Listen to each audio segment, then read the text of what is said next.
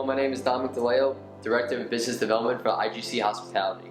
Hopefully after today, you'll learn how the attention to detail can result in big profits at the end of the year. So we all know who everyone is. Let's go around the room and introduce ourselves just so we all know. I'm Dominick, I'm the Director of Business Development for IGC. Hi, I'm Lauren. I'm manager at Trademark. I'm Nancy, I'm the GM of Woodpecker. I'm Katie, I'm the GM of Bungalow. I'm Ryan, the manager of Bungalow. I'm Brandon, I'm culinary assistant. Stephanie, executive chef at the Wilson. Anthony, manager at the Wilson. Jeff, culinary director. Sorry. Silvana, manager in Parque Nicole. Hi, I'm Lana. I'm trading in Trademark. Lou, helping out at Woodpecker right now. And I'm Dan, I'm the executive chef at Refinery. Awesome. So today is just about you guys. This is to help you guys learn and learn some new stuff, ask questions, maybe bring some insight to stuff that is new to us as well. What you have in front of you is a little worksheet. This is not going to be collected. This is strictly for you guys to do. So what I want to do is just start off, take 10 minutes, run through this, answer what you can. If you don't know, it's completely fine. There's no one's in trouble. No one, again, this is just a learning exercise. So we'll go through this, and then once you guys fill this out, we'll go one by one. We'll go around the room. We'll figure out who got it right, who got it wrong, how do you get it, what are different ways to get in the answers, and we'll go from there. Cool? So take your time, use your calculators. Again, this is for you. You're keeping these worksheets, so there's no, you're not handing it in or anything like that. So, all right. So if you have a weekly bar sales of $172,833 and your bar purchases are $25,924.95, what is your cost of goods? Who wants to give it a shot? What do you get? I divided the smaller number into the bigger number and then times that by 100 and got 15%. Okay, times it by 100? Yeah. Okay.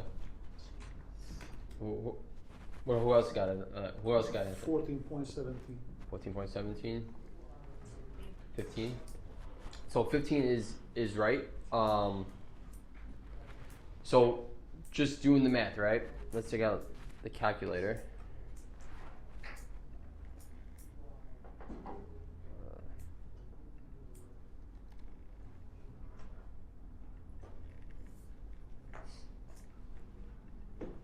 So the goal, whenever you find a percentage, you always want to take, like you said, the smaller number and divide it by the bigger number, right? So 25,924.95 divided by 172,833 is 15%. So do you know what a cost of goods mean? Like, does anyone want to take a shot at what does it mean? What does 15% of your cost of goods mean? Right, so there's two types of cost of goods, right? There's exactly that. How much does it cost to buy the products that you're selling, right? So literally in the title, right? Cost of goods sold. The other part is what you're selling versus what it costs you to make, right? So for example, and we'll get a little further into this a little further down, but for this purpose here, this is saying that you're buying product for $25,000. That product produced you $172,000 worth of revenue. So your cost of goods is 15%. So it costs you 15% of the $172,000 to produce that money, just on your cost of goods. The actual materials going into your drink, your food. Does everyone understand? Anyone have any questions on that? And again, no questions are stupid questions. This is an open format, so please jump in and ask as many questions as you want. Does anyone have a different way of doing cost of goods that they've done in the past? Everyone comfortable with that? Cool. Let's take on the next one. So this is a little big one, right? So this is a real numbers from a real venue, one of our venues on a random week, right? So it gives you your bar sales, your food sales, your total net income, your payroll broken down from front of house to back of house, manager payroll, and total payroll. So the first question is, what is your front of house labor? Who wants to give me a shot on how you get that number?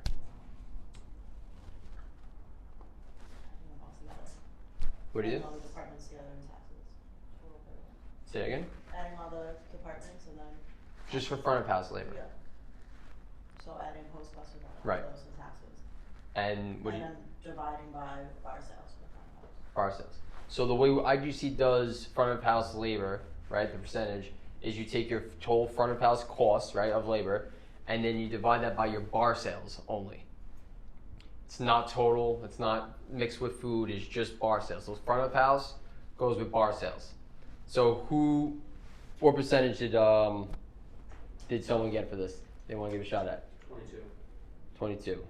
So 21.6 or 22 is good. So basically all we did here was we added up all these departments, right? The hosts, the bussers, the barbacks, the servers, the bartenders, bathroom attendants, the porters, plus your taxes. Never forget your taxes because they're a major impact. $13,000 is a hefty number to leave off. It's going to change your percentage a lot. So your total front of house labor is $53,656. You divide that by your bar sales of $247,445, and that's where we got the 21.6. So front of house labor is liquor sales only. Anyone have any questions on that one?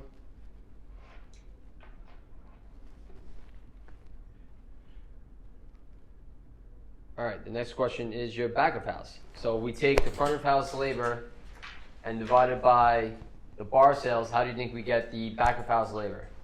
Based on food. Based on food sales, Yeah. right? So the same number, same math.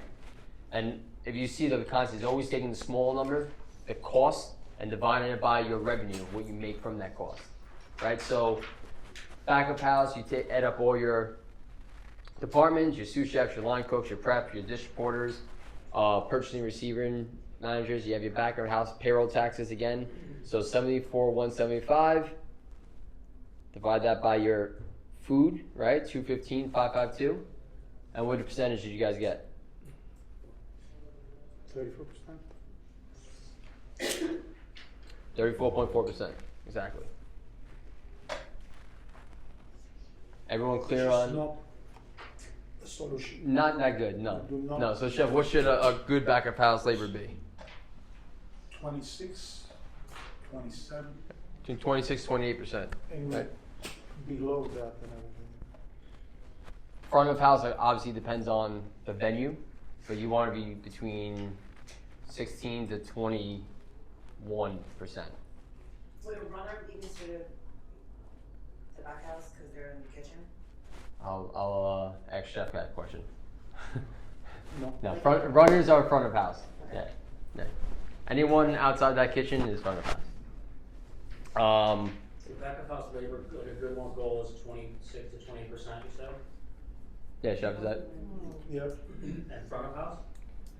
It depends on the venue, right? So some of your restaurants are more restaurants, right? So they're more food heavy, so it's gonna skew that a little bit. Some of the venues that are more bar heavy, like the front rooftop, it's as low as 13, 14, 15%. But on average, like the rule of thumb is you want to be around 18 to 21%. And we have our goals in here, which we'll go through that for each individual venue, so we'll see. So the next expense for labor is manager payroll, right? That's you guys. What do you guys cost the venues, right? How do we get manager payroll?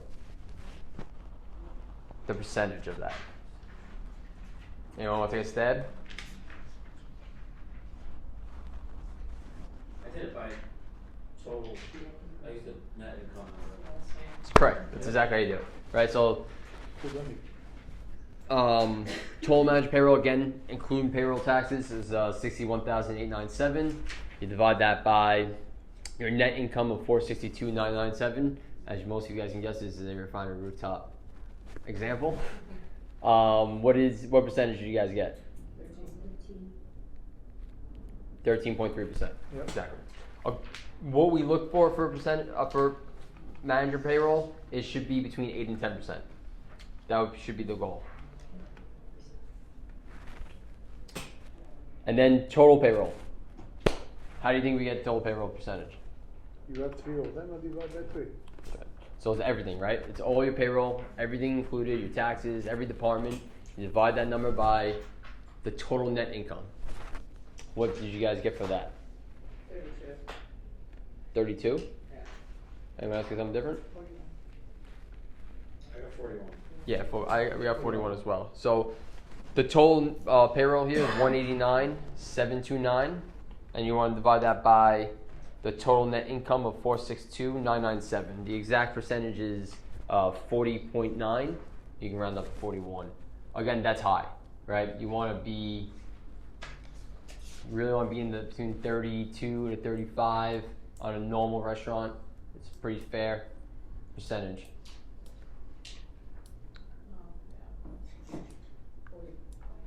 Yeah. Does everyone understand how to get your cost of goods, how you get your payroll percentage? Anyone have any questions on that? You want to double back a little bit? Again, don't be afraid to ask questions, because I promise you, if you have a question, someone else in this room does too. So,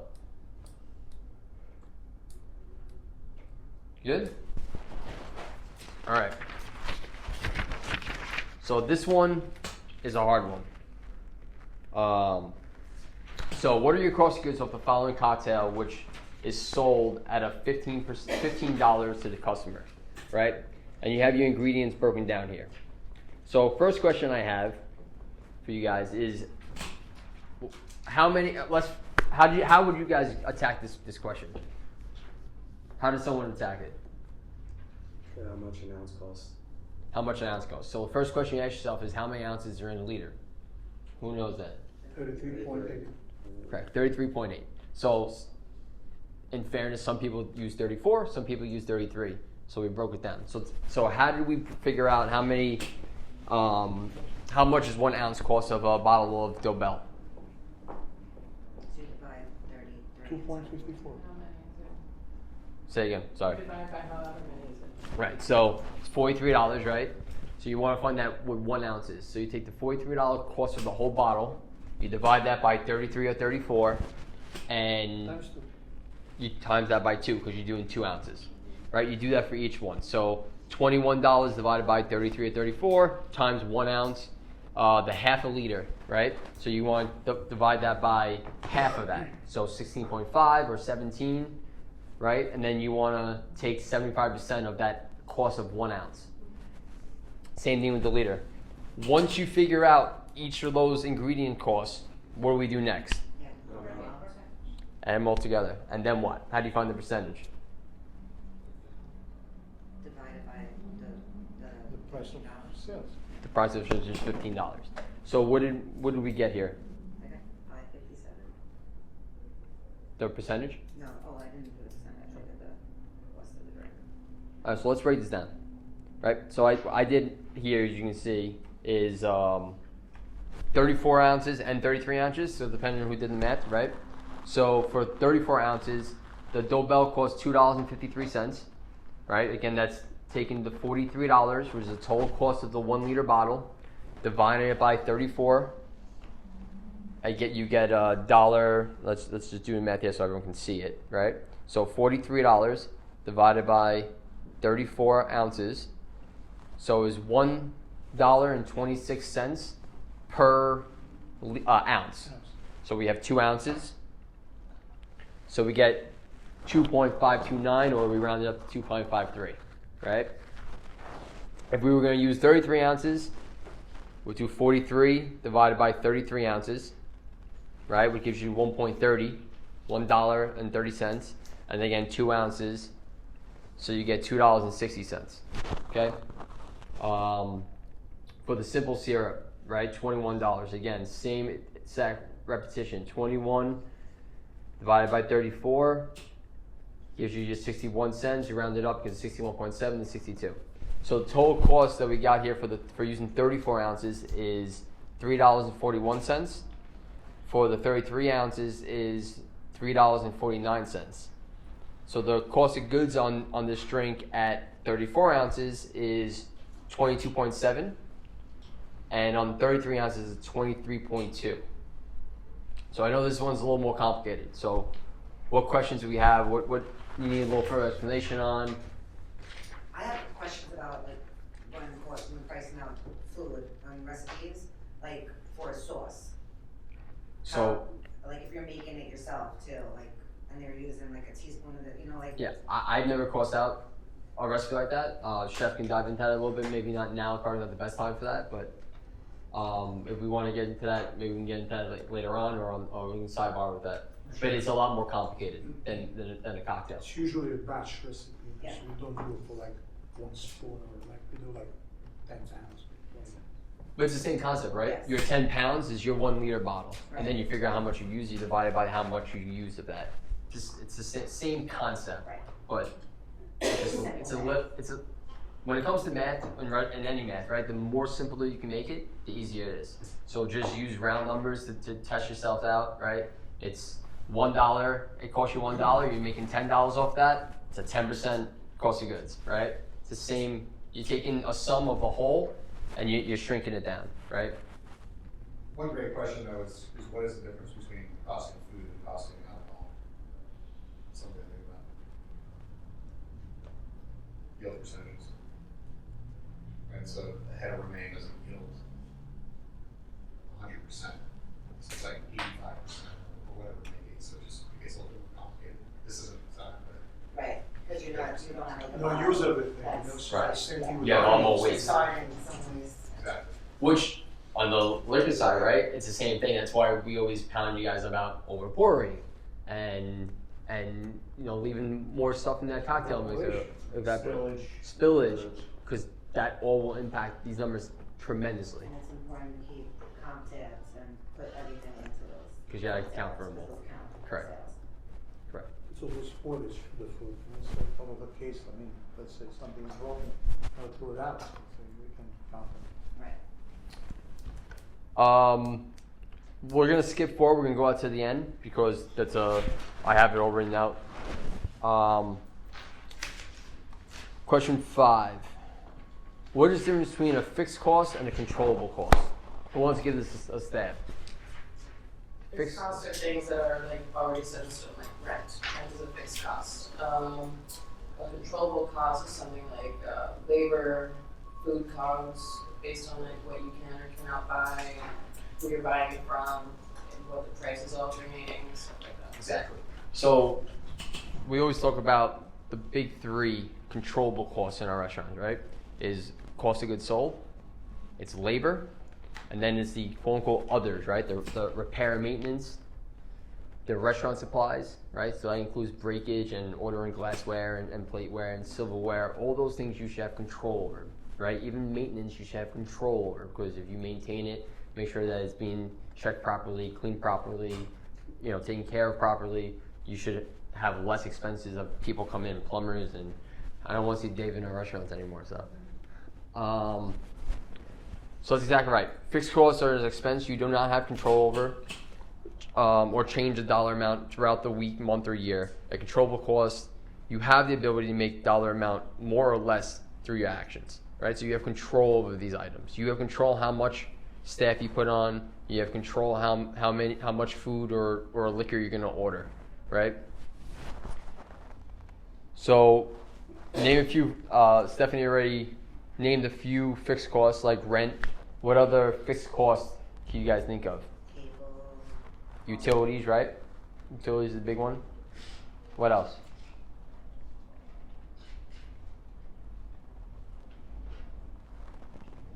Taxes one. So that's a tricky one. Taxes, right? It's a very important statement. Your real estate taxes, you don't have control over.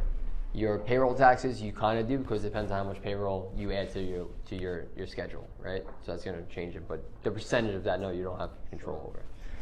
So here's just a few of them, right? So fixed costs, you have your rent, your CAM charges, insurance, majority of your admin, taxes, expenses, selection of your P&L, all that you don't have control over. That's why for anyone who sat down with any of your GMs, or if you are a GM and you've done your projections, you'll see that all these fixed costs, you're just copying and pasting it from your P&L. You're not doing anything. You're not projecting anything with that because you don't have control over it, right? So items you do have control over is, like I said, labor, cost of goods, restaurant expenses, repairs and maintenance, marketing dollars, printing, right? That's, I think, one aspect that we don't always think about that we have control over is our marketing dollars. You guys have complete control with your GMs on how to spend, where to spend, and utilize the marketing team as you're hiring them. So if you're hiring someone, you have control of what you're doing with your money. So take that in consideration when you're budgeting for events or for promotions or stuff of that nature. You guys have that control. PACE. Does anyone know what the acronym PACE stands for? Primary, alternate, contingency, emergency. Maybe, but that's not for the purpose. So PACE is profit after controllable expenses. Profit after controllable expenses.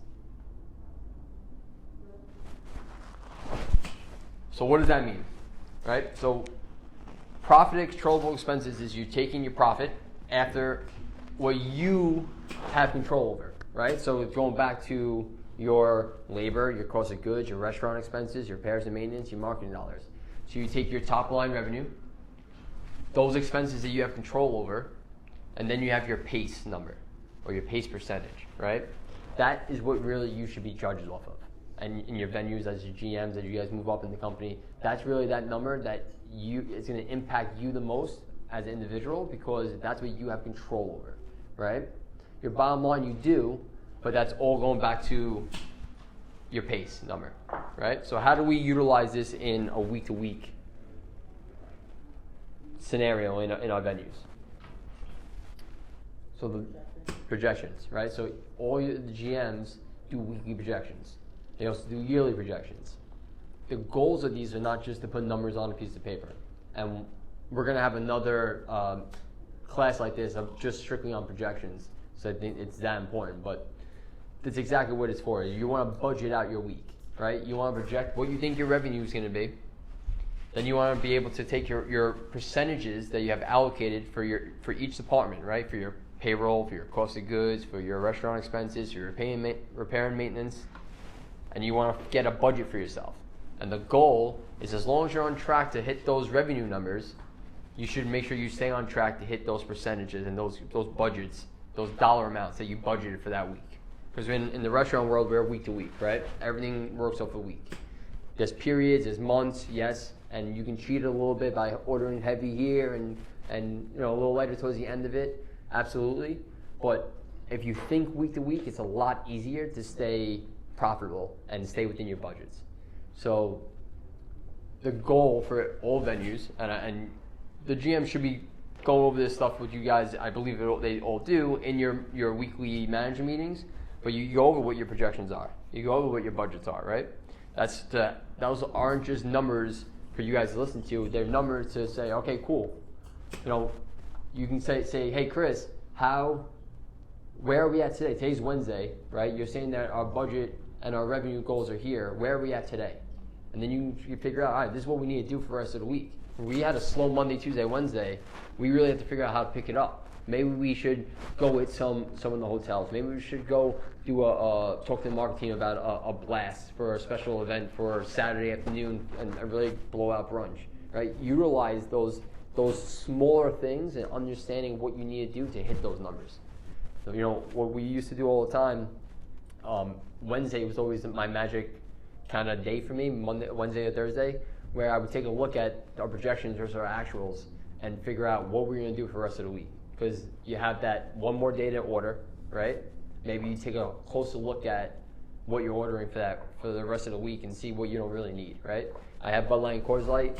Maybe I'll run out of Coors Light and I'll keep Bud Light, or whatever it is. I have Tito's and Absolute. I don't need both maybe for this week. If you really start being strategic and getting really down to the nitty gritty, and that's how you really can keep your budgets in control. So PACE. It's a very, very important acronym, and in 2020 we're going to be pushing it a lot. So any questions on that? Profit after controllable expenses. Does it make sense? Good?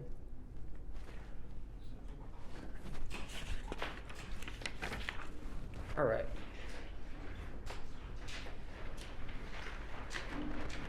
So if you have a drink that costs $2.45, so we're working backwards in this one, right? Which is your cost to make. Your cost of goods cost you $2.45, and you want to have a cost of goods percentage of 18%.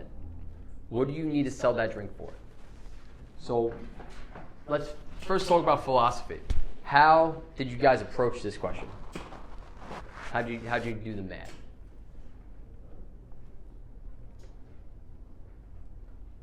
Brenda? Yeah, so because I just wanted to see how much was the 18% of. Well, I'm not gonna explain it yet. Okay, it's alright. It's alright. I actually, it's confusing. So I just keep doing the math till I get an answer that makes sense. Trial and error. That's one way of doing it. I came up with $13.60, but $13.61. So I'm gonna show you a lot easier way of doing it, so you're not driving yourself crazy, right? So we're looking for. We know that it's 18%, right? Our cost of goods. We know that this 18% equals $2.45, right? We know that exactly. Yep. We're looking for what's 100%. That's what we're looking. That's our X factor. And remember back in high school math, there was this stupid equation, right, like that, and you had to find that X factor. To simplify it, divide 18 into 100, right? So 100 divided by 18 gets you 5.55. Now, exactly. So now we know in order to get the proper percentage we want to multiply the cost by $5.55. So when you do that,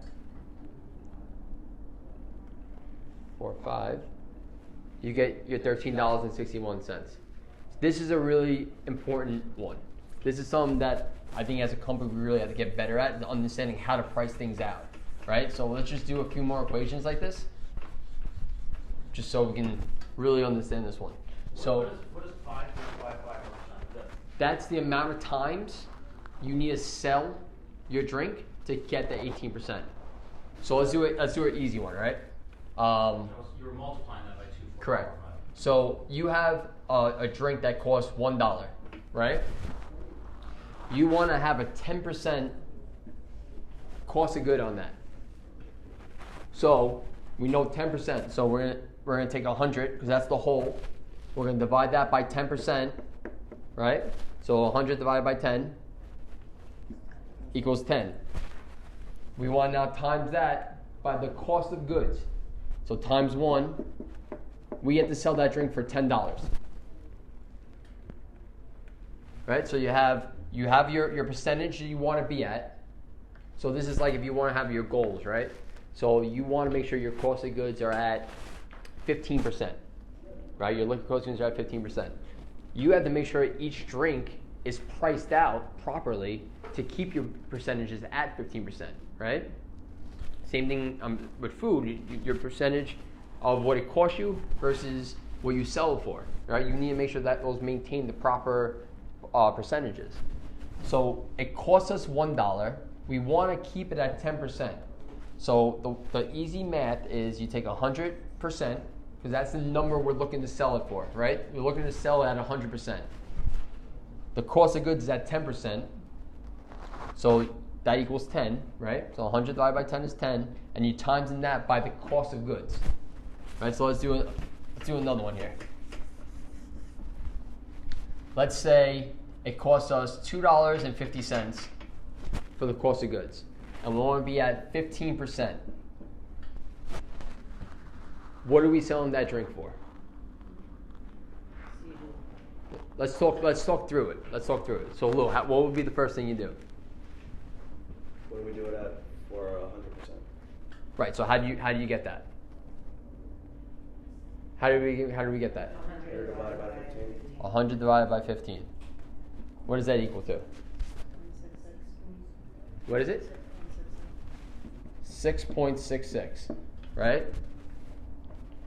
What's the next step now?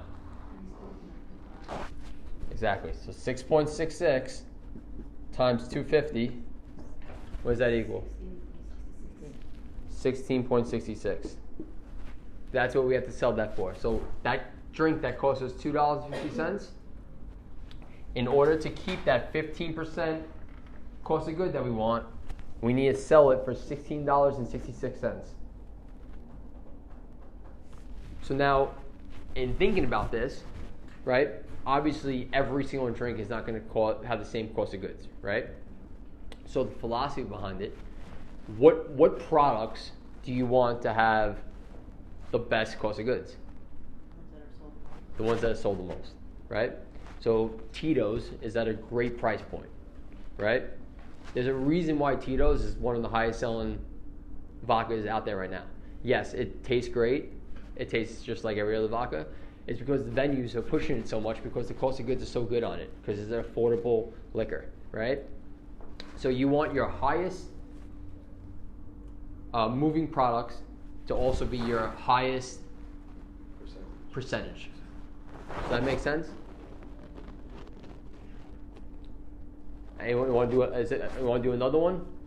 You guys feel good about this? Let's do one more. Let's do one more.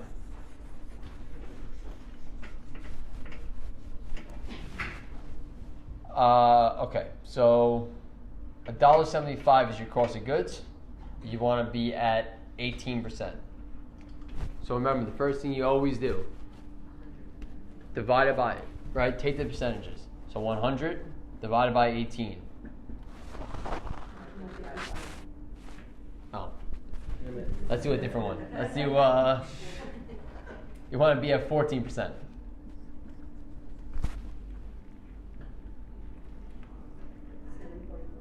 What is it? 7.14. What is this number again? Just tell me what this is. So think about it this way. This is $1.75. This is a Jack and Coke. You need to sell that Jack and Coke for 7.14 times more than it costs. So if something costs $2 and you need it to be five times more because your cost of goods is at 20%, 2 times 5 is 10, right? So this is just the amount of times you have to multiply this to get your sell price. So if it's 214, what do we do next? I'm sorry, 7.14 times 1.75, which is what? 12.15? 50. So again, this is your cost of goods. This is your goal, 14%, right?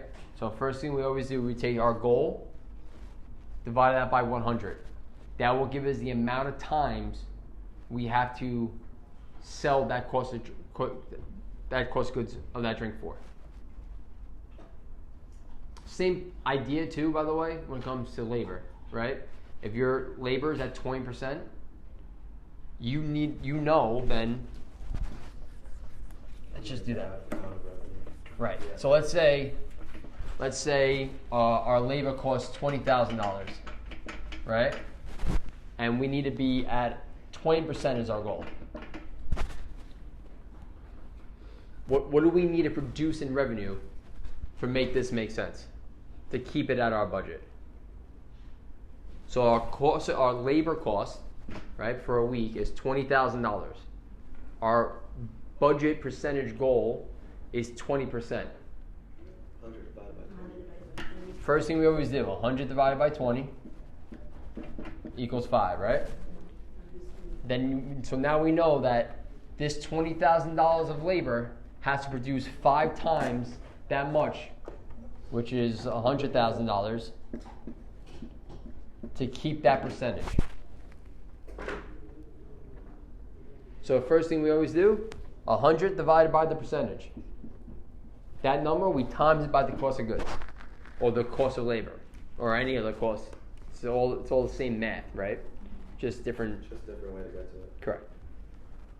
But it's a lot easier than the trial and error. It cut down a lot of time for you. To go even deeper, like how would you be able to figure out the percentage of like liquor sales versus the barley, just All right, great. So what you would do is you pull a P mix, right? Yeah. So everyone know what a P mix is? It's just a product mix of what you sell.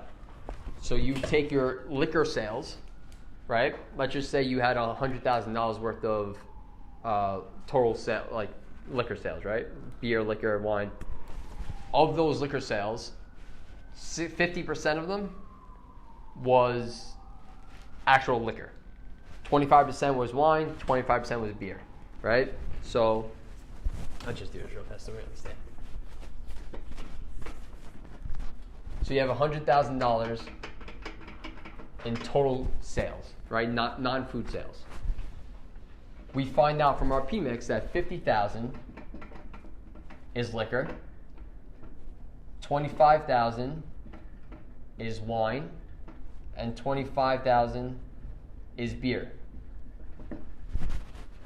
How do you think we would find out what our liquor cost of goods is, our wine cost of goods are, and our beer cost of goods are? How would we go about figuring that out? These are sales numbers? These are sales numbers, yeah. Say again? That would give you the percentage of what the sales are, proportionate, right? How do we find out cost of goods? Based on inventory. Well, what we order, right? Cost of goods sold. Yeah. So just remember, cost of goods sold. So we're saying that whatever we ordered in liquor, we were able to produce $50,000 worth of revenue. So when let's say this is a week worth, you go back to your invoices and you say, we ordered $10,000 worth of booze. We ordered $5,000 worth of wine and $5,000.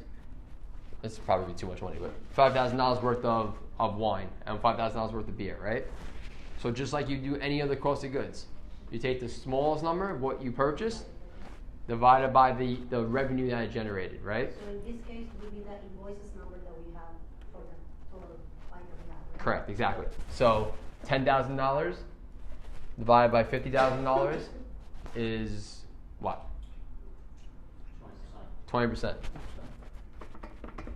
So 20% there. You spend $5,000 in a week on wine purchases, you produce $25,000 in wine sales, right? 5 divided by 5,000 divided by 25,000. 20%. Same thing here, right? So you just take your categories, you figure out what you bought in those categories, and what the items that you bought, how much sales did that produce in that category? Right? You can break this down as deep as you want, right? As granular as you can go. It's great to do. But the scope, remember, you're always, for your cost of goods, you're always taking the cost of the goods sold, right? So what you bought versus what the items you bought produce you in revenue. Right, so you divide that into The sales. Correct. Always the cost versus the revenue. Cost versus revenue. That make sense? So, and we'll recap some of this, but we talked a lot about revenue and profit and percentage. So let's define some of that. What is gross revenue? Who can tell me what gross revenue is? Everything you've taken plus tax. Including tax. Including Right. tax, sorry. So it's the absolute most money you've taken in as revenue, right? Nothing's taken out. It's total amount of sales generated within a certain reporting period prior to any deductions or expenses. So that's including taxes are in there, everything. There's not every single dime that goes through that register is included in gross revenue. What's net revenue? Everything taken out. After taxes are taken out, right? So you have your gross revenue, taxes are taken out, you're left with your net revenue. Okay? So total amount of sales generated within a certain reporting period after taxes are deducted from gross revenue. So simplest form, then every dime that goes through the register is gross. You remove your taxes, now you have net. Okay? What's net profit? actually making? Right. The total amount of money left over after all expenses, taxes, and deductions are taken out. So this is the actual profit, right? This is what we actually make, we take home, right? At the end of the week, the day, the period, the year. Okay. So just going back to question 4 now, just so we all are on the same page. What is your budget goals for your specific venue? So, and I'll send you this answer sheet so everyone has it. Where are you?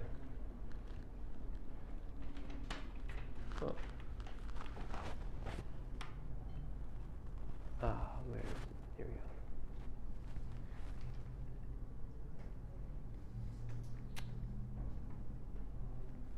Oh man, hold on.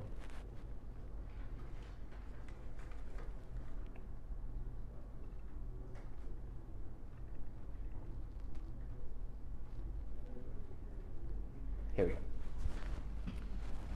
So for trademark, right, the front of house labor is 20%, back of house 26%, total labor is 30%, bev cogs 18%, food cogs 28%, total cogs 25%. Right, and so we can go through each one of these. I didn't have. Sorry, yeah. That's okay. Wilson's in here. Again, I'll send you the sheet. And some of these could be wrong, right? This is just off the P&L. So some of these percentages we can look at and be like, you know what? I think this is off. I think this should be a little higher. This should be a little lower, and we can have that conversation. But it's important to have those conversations with your GMs, and the GMs have it with Sean and myself and Chef and anyone that we can kind of figure out what's the goals are, because it's important, because these goals are going to dictate your projections, which is going to dictate your budgets, which is going to dictate how you work and manage and run your venues.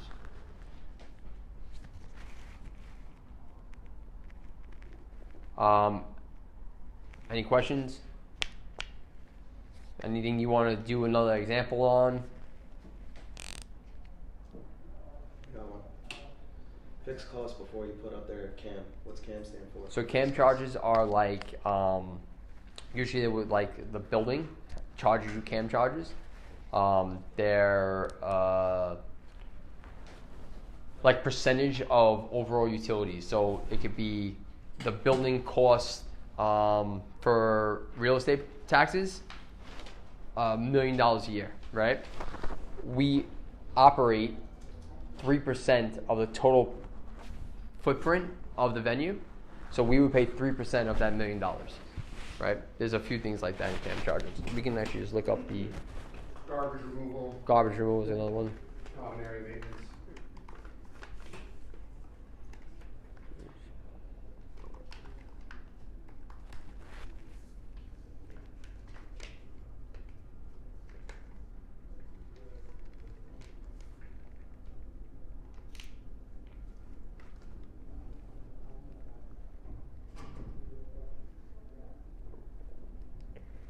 So common area maintenance is what it stands for.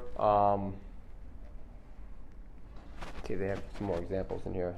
Besides garbage removal, any kind of like shared space cleaning can be part of CAM charges.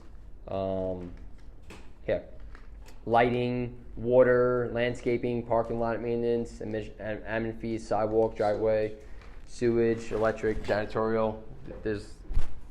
They always want to add more and more items to it. We always want to keep less and less items on that list.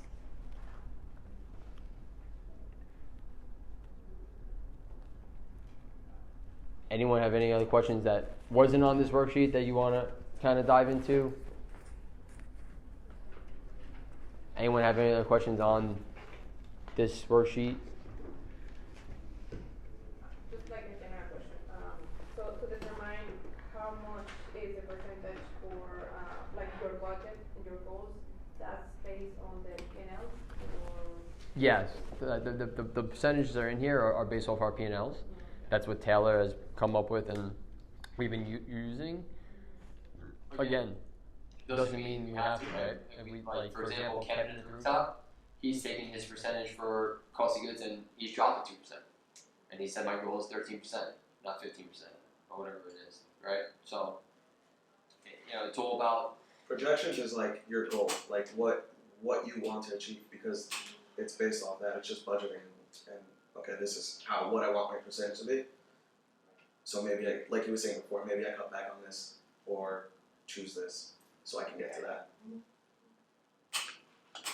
The way, like a couple of good ways to control, for the bar, like we started, kegging cocktails, so that Right, controls, you know exactly how much you're putting in because it's a recipe, and you don't have waste because there's no overpouring. So we keg our margaritas, we keg our huckleberry lemonade, we know exactly what we're making off of each keg, so it really helps with, keeping the cost of goods in line. what other ways have we found have been useful to help our cost of goods? Eliminate the waste. Eliminating waste, right? That's the biggest aspect of it. Yeah, let's do a quick example of that, right? With the class with the GMs. If you're putting, if an ounce costs 80 cents, right, in a cocktail, and you have you're supposed to have 2 ounces in the cocktail, and it's a Jack and Coke, right? So it's 80 cents per ounce, so that's $1.60, right? And your Coke costs you, let's just say, 20 cents, so that's $1.80, right? You sell that Jack and Coke for $10. Well, let's first figure out what's the cost of goods on that.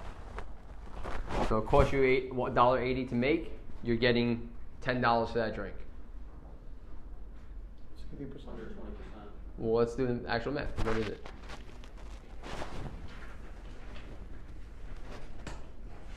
Say 2%. Yeah. 18%. How'd you get that? Divided the cost by what Always, exactly. 100. The cost would it cost you versus what you're making for it, right? So it's 18%. Let's say now that the bartender's overpouring just a half an ounce, right? So again, 80 cents per ounce cost, but now it's 2.5 ounces, right? So that's how much is that cost?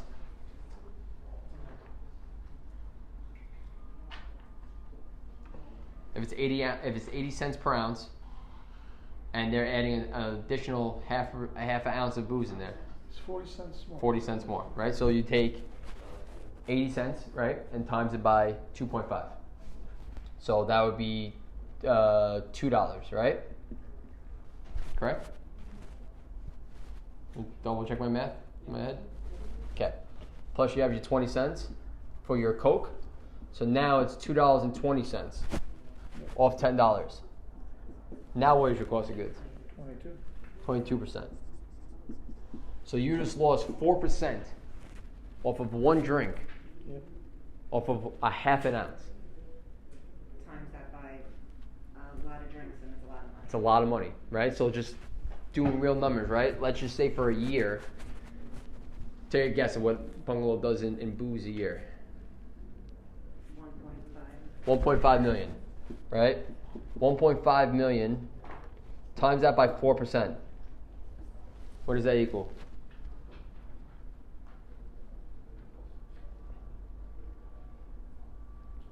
What 1.5 million times 0.04. $60,000. So that's $60,000 that's not going to the profit. That's not going to the net profit. It's not going to the pockets and your bonuses and ownership. $60,000 just off of half an ounce. It's how important it is to make sure that we're controlling the pours. It's a lot of money. You think about it, 1.5 million, 15% profitability off that? Right now, I don't think so. 10%? So $150,000 right, is your profit. If you take $60,000 out of that, you're down to $90,000. How big that number is? That $60,000 is tremendous. It can make and break an entire year. You know, especially on the venues that are a little more tighter in the budget. A trademark, that's the difference between everything. Or woodpecker, you know, that's tremendous. So it's really important. So how do we control pours? What are some ways you guys seen it? Jiggers.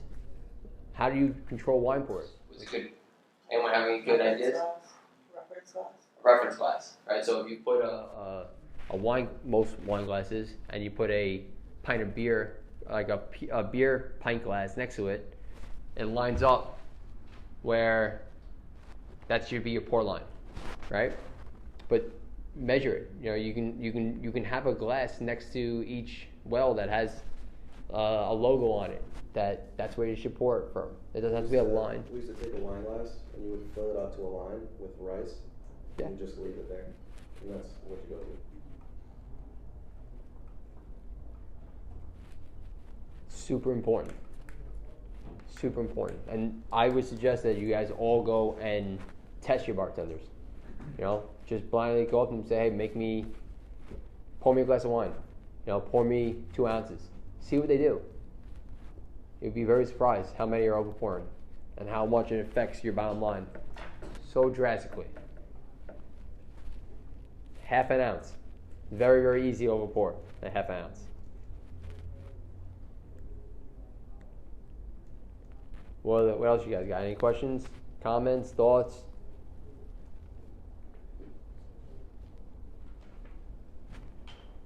Anything you want to go over one more time?